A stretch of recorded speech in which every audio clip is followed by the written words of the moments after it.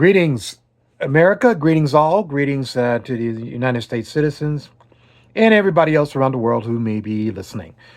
Hi, my name is Keith Singleton. I'm the host of Here Is My Point, abbreviation of HIMP, HIMP. This has been sponsored by Greek Note. Greek Note is a greeting card company at greetnote.com. That is GREETNOTE.com. They put the greet in greeting cards. Again, I come on here because in my last video that I had about the Electoral College 101, I omitted the reasoning behind the 90 million if they were a actual candidate, how they would have won the popular vote and the electoral college vote. Okay, here's the explanation. I'm sorry I omitted it. And thanks for the person who put, I forgot who it was, so I can give him rightful credit. I'm sorry. Um, let's take, for example, that President Trump, now President-elect Trump, got 776 million approximate votes, and Kamala Harris got barely over 74 million. Between those two, the margin, there was a 2.5 million margin between the margin of victory between Trump and Kamala Harris. And based on other election, comparative to other election, that was a razor thin margin as far as the popular vote is concerned.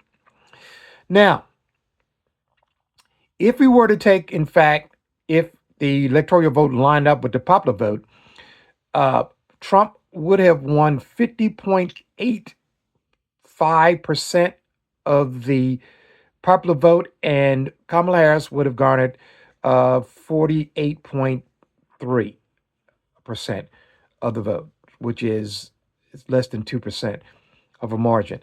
The other margins we have fragmented percentages. Points, I guess it's point 0.3 that went to Jill Stein, point 0.4 went to Chase Oliver, and I think another point 0.4 went to John F. Kennedy, and that rounds up the 100%. Now let's take if a person came in as a viable candidate, people didn't vote. 90 million people didn't vote. We had 243 million people eligible to vote. Approximately 153 actually participated in voting, which left 90 million approximately that did not vote. Now, let's look at the margin again.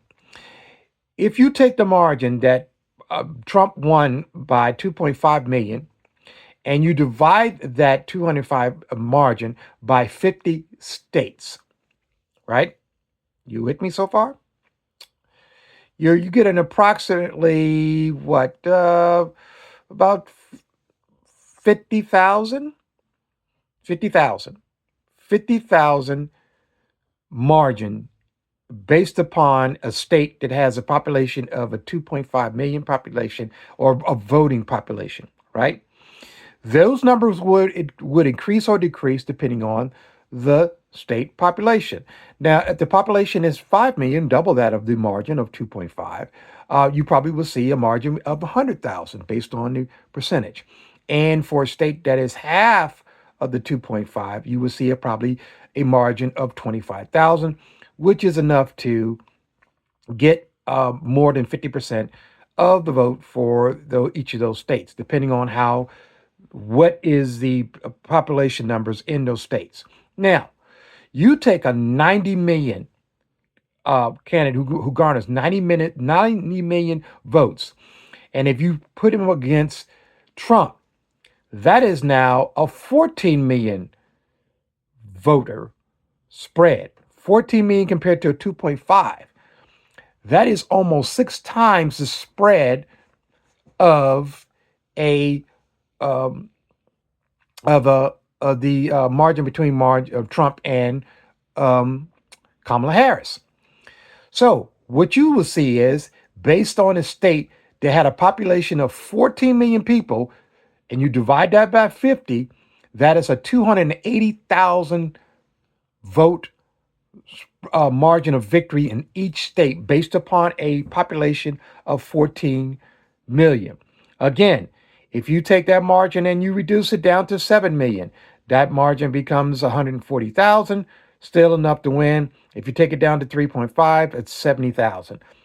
So we have states in the union that have upwards of 38 million um, voters. That would be California, or 38 million people in the state. I don't know how many voters. It's usually 70% of that.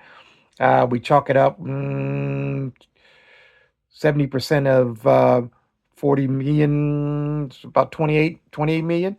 So 28 million people in the state of um, of California. And if the spread is 280, the spread in California would be 560,000 between the person who wins that state and the second place behind them. So that's how the margins will work. Those margins are um, well within, especially for 14 million vote spread of victory in the popular vote. And if you take it and you take it on average, now some states have more than 14 million, and some states have less. Wyoming is our smallest state; it has 580,000 in their population. And if you take maybe what their voting thing is, about maybe 400,000 who are eligible to vote in that state based on the 70%.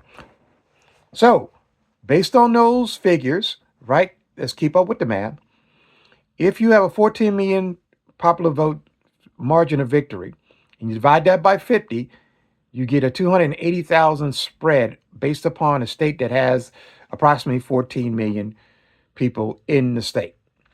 Again, if you go higher than that, it's going to be higher, right? If you double that, let's say you double that to 28, like in the case of California, that spread would be 560,000.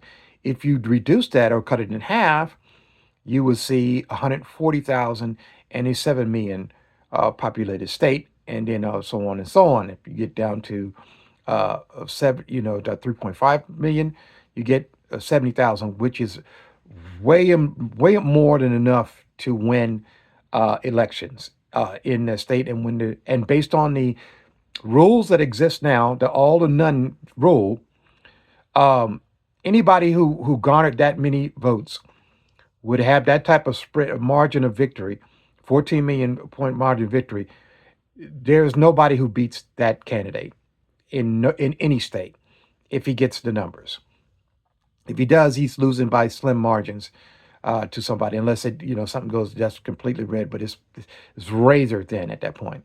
But if he's getting 90 million, he's there are a lot of people voting for this person out the couch. So it is possible for a person who has that many votes with that big of a margin of victory between him and the second place winner is going to win every electoral vote in the union. And I appreciate the question. I appreciate the follow up. Sorry I admitted in the last video.